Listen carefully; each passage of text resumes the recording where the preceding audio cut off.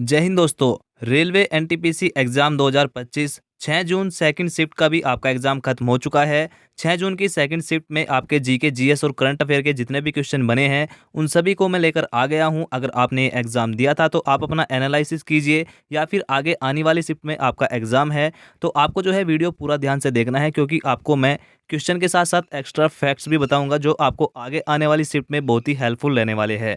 तो चलिए अब वीडियो शुरू करते हैं, लेकिन दोस्तों उससे पहले आप हमारे चैनल को सब्सक्राइब कर लीजिए और बेल आइकन को प्रेस कर लीजिए, क्योंकि आपको आगे आने वाली और भी शिफ्ट का यहाँ पर एनालिसिस मिलने वाला है। जितनी भी शिफ्ट एनटीपीसी की आएगी सभी का आपको यहाँ पर एनालिसिस मिलेगा। तो चलिए अब शुरू करते हैं। तो यहाँ पर आपसे सबसे पहला क्वेश्चन पूछा गया था कि आपका ओसीआई की फुल फॉर्म क्या होती है। तो यहाँ पर ओसीआई की जो फुल फॉर्म होती है ओवरसीज सिटीजनशिप ऑफ इंडिया, इसकी फुल फॉर्म होती है। ये आपका करेक्ट आंसर था। इसके बाद नेक्स्ट क्वेश्चन आपसे यहाँ पर पूछा गया था कि ग्राम पंचायत से संबंधित कोई एक संशोधन आपसे पूछा गया था। तो मैं यहाँ पर आपको सभी चीज़ें बता देता हूँ ग्राम पंचायत के बारे में।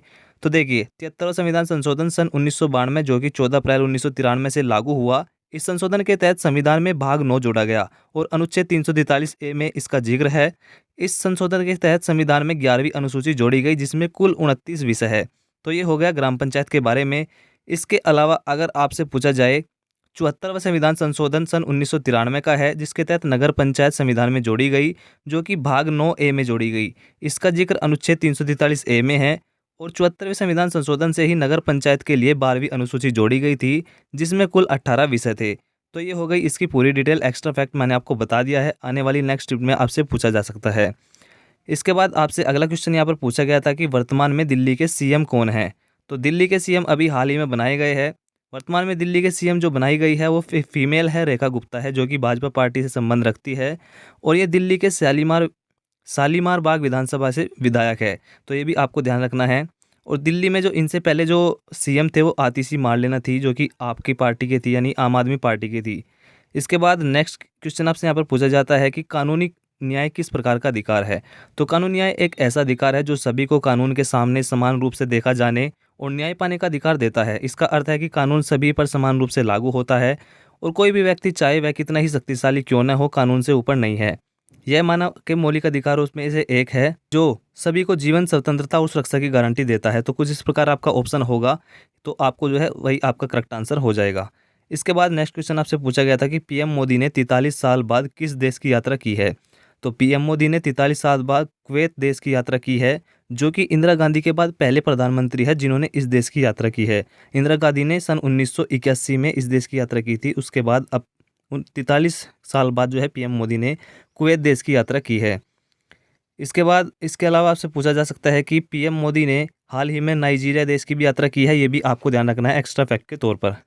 नेक्स्ट क्वेश्चन आपसे पूछा गया था कि इसरो के नए अध्यक्ष कौन बनाए गए हैं। तो इसरो के वर्तमान अध्यक्ष जो है अभी बनाए गए हैं हाल ही में वी नारायण को बनाया गया है। यह इसरो के अब तक के 11वें अध्यक्ष है और इन्होंने 14 जनवरी 2025 से अपना कार्यभार संभाला है।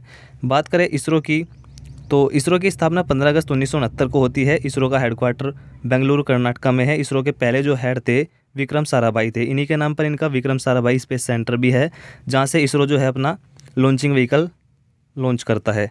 इसके बाद नेक्स्ट क्वेश्चन आपसे पूछा गया था यहाँ पर स्वदेशी आंदोलन। स्वदेशी आंदोलन कब चलाया गया था। तो 7 अगस्त 1905 को स्वदेशी आंदोलन चलाया गया था। बंगाल विभाजन के विरोध में चलाया गया था। इस आंदोलन के तहत भारतीयों ने विदेशी वस्तुओं का बहिष्कार किया था और स्वदेशी वस्तुओं को अपनाया था, यानी हथकरघा की वस्तुओं का इस्तेमाल किया। इसी कारण जो है 7 अगस्त को भारत में राष्ट्रीय हथकरघा दिवस भी मनाया जाता है। और बंगाल विभाजन की जो तारीख रखी थी ये आपकी 16 अक्टूबर 1905 रखी गई थी। तो बंगाल विभाजन किया किसने था। यह है आपका करजन ने आपका बंगाल विभाजन किया था। ये भी आपको ध्यान रखना है। इसके बाद आपसे नेक्स्ट क्वेश्चन यहाँ पर पूछा गया था निःशुल्क और विधिक सहायता का अधिकार किस अनुच्छेद में है। तो निःशुल्क और विधिक सहायता का अधिकार अनुच्छेद 39 ए में है और इस अनुच्छेद को 42वें संविधान संशोधन 1976 के द्वारा जोड़ा गया था।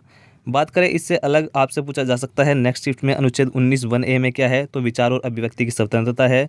अनुच्छेद 20 और 22 में क्या है, सजा आदि में छूट है। जो आपको सजा होती है किसी भी क्रिमिनल को उसमें छूट दी जाती है, वो 20 और 22 में है।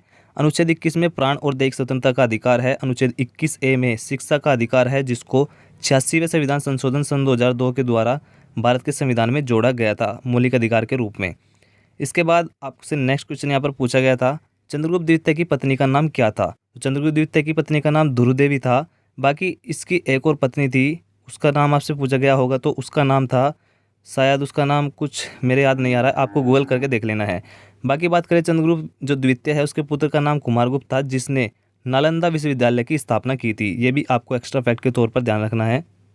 नेक्स्ट क्वेश्चन आपसे पूछा गया था कि निम्न में से प्रासरण जो है उसका उदाहरण आपको बताना था। 4 ऑप्शन आपको दिए गए थे, तो आपको जो है प्रासरण का अपना ऑप्शन ढूंढना था कौन सा सही आंसर है। तो मैं आपको प्रासरण के कुछ उदाहरण बता देता हूं, जिसमें सबसे पहला है पौधों की जड़ों द्वारा पानी का जो अवशोषण किया जाता है, वह भी प्रासरण का उदाहरण है।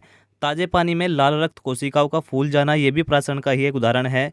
और निर्जलीकरण, ये भी प्रासरण का अधिकार है। तो इनमें से आपका जो भी ऑप्शन रहा होगा वही आपका करेक्ट आंसर हो जाएगा। इसके बाद नेक्स्ट क्वेश्चन आपसे पूछा गया था कि ग्राम सभा क्या होती है। तो ग्राम सभा किसी गांव के सभी वयस्क यानी 18 प्लस जिनकी एज होती है उसके निवासियों की एक सभा होती है, जो गांव की मतदाता सूची में दर्ज होते हैं।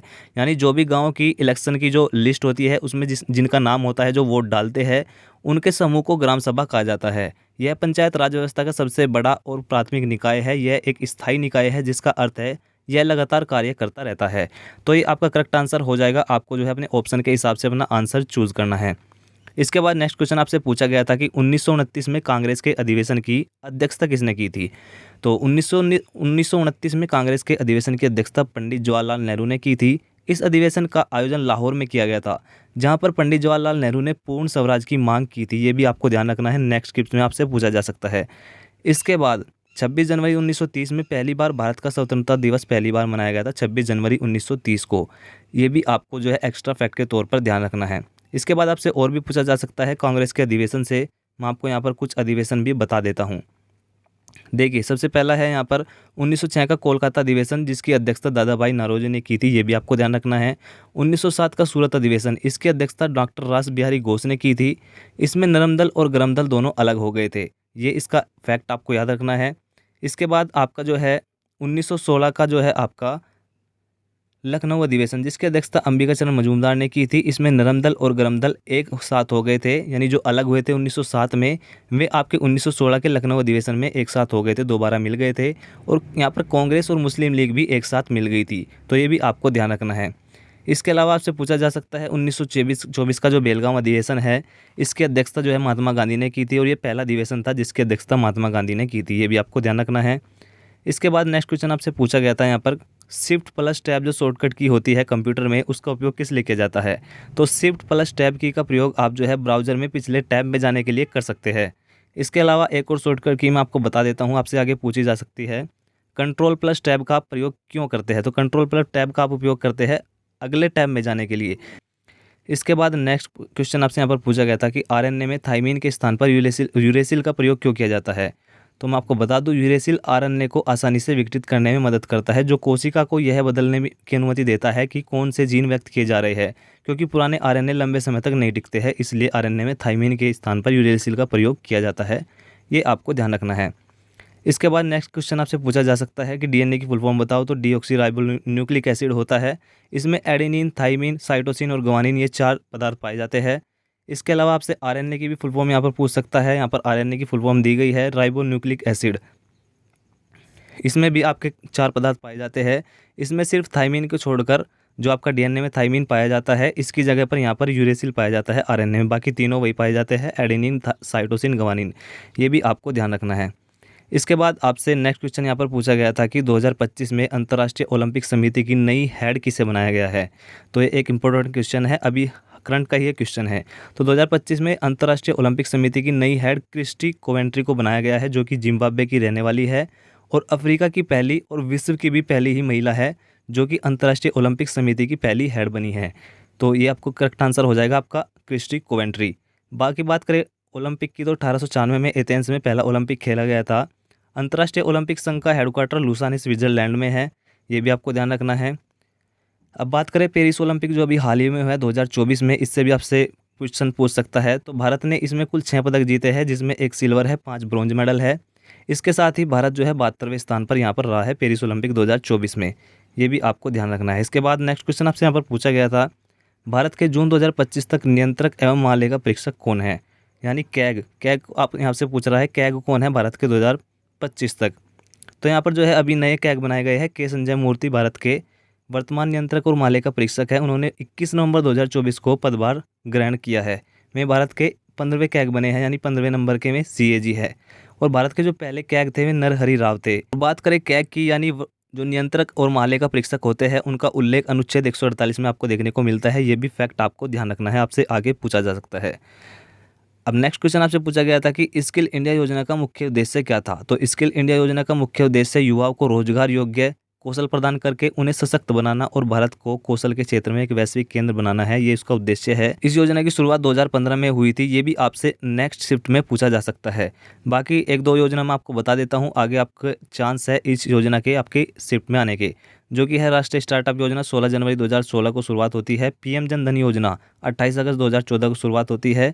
उज्ज्वला योजना 1 मई 2016 को शुरुआत होती है। ये भी आपको जो है तीनों योजनाएं ध्यान रखनी है। इसके बाद आपसे नेक्स्ट क्वेश्चन आपसे पूछा गया था, अंतर्राष्ट्रीय ओलंपिक संघ द्वारा किस भारतीय को ओलंपिक ऑर्डर सम्मान दिया गया।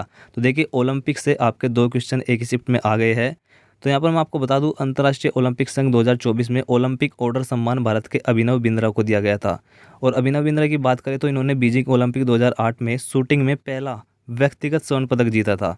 तो ये पहले व्यक्तिगत स्वर्ण पदक जीतने वाले पहले भारतीय है, इसलिए इनको जो है ओलंपिक ऑर्डर सम्मान दिया गया है। बात करें पहला व्यक्तिगत पदक की, इन्होंने तो पहला जो है स्वर्ण पदक जीता था अभिनव बिंद्रा ने। पहले व्यक्तिगत पदक की बात करें, कोई सा भी पदक हो तो वो जीता था केडी जाधव ने, कुश्ती में जीता था पहला व्यक्तिगत पदक। ये भी आपसे आगे नेक्स्ट शिफ्ट में पूछा जा सकता है, आपको ध्यान रखना है। इसके बाद आपसे यहाँ पर, तो दोस्तों यही टोटल क्वेश्चन थे जो मैंने आपको करा दिए हैं। GK और GS या फिर आपकी करंट अफेयर जो है, सभी के क्वेश्चन मैंने आपको यहाँ पर बता दिए हैं। अब आगे आने वाली जो नेक्स्ट शिफ्ट है उसका एनालिसिस मैं आपके लिए लेकर आने वाला हूँ। अगर आपने चैनल अभी तक भी सब्सक्राइब नहीं किया है तो हमारे चैनल को आप सब्सक्राइब कर लीजिए और बेल आइकन को प्रेस कर लीजिए, क्योंकि यहाँ पर जो मैं आपको एक्स्ट्रा फैक्ट बताता हूँ वे आपकी शिफ्ट में 1-2% तो आपको उनसे जो का तो मिल जाता है। तो आपको जो है वीडियो को पूरा ध्यान से, फैक्ट को भी पूरा ध्यान से सुनते जाना है, तभी आपके लिए जो है ये वीडियो हेल्पफुल रहने वाली है। तो मिलते हैं नेक्स्ट वीडियो में, तब तक आप वेट कीजिए।